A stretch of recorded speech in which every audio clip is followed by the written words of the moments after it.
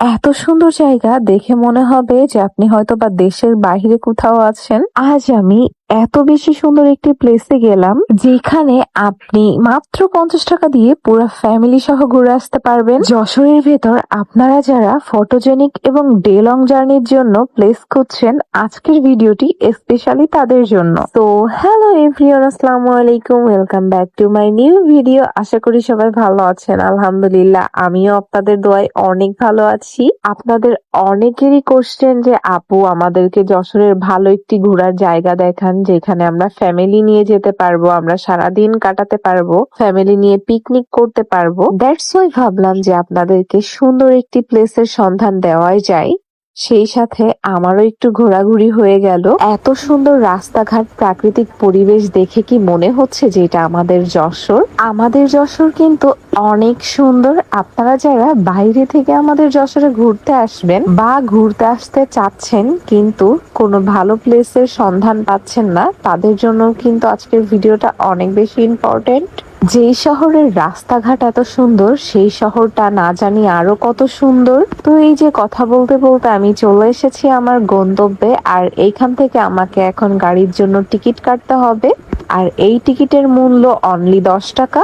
তারপর আমি সেখান থেকে টিকিট কেটে আরো একটু সামনের দিকে চলে যাচ্ছি প্রাকৃতিক পরিবেশ উপভোগ করতে করতে। এই যে দেখেন কত সুন্দর জায়গা।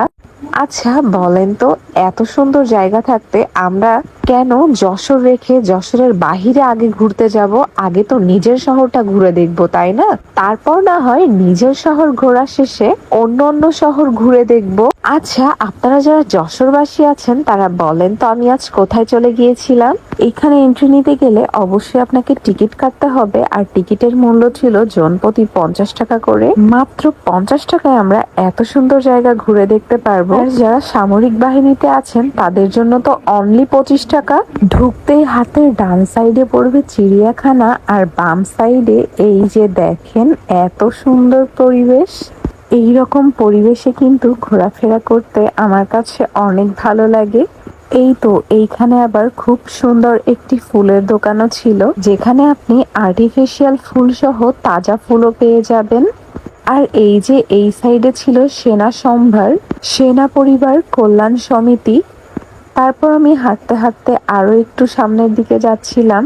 এই যে সামনে এটা ছিল কিডস জোন, এখানে বাচ্চারা খেলাধুলা করে। যদিও আমার একটু উঠতে মন চাচ্ছিল, বাট ওইখানে লেখাই ছিল 12 বছরের বেশি বয়সের কেউ উঠতে পারবে না। আর এটা যেহেতু সেনাবাহিনীদের আন্ডারে, তার জন্য আমি আর ওই রিস্কটা নেইনি।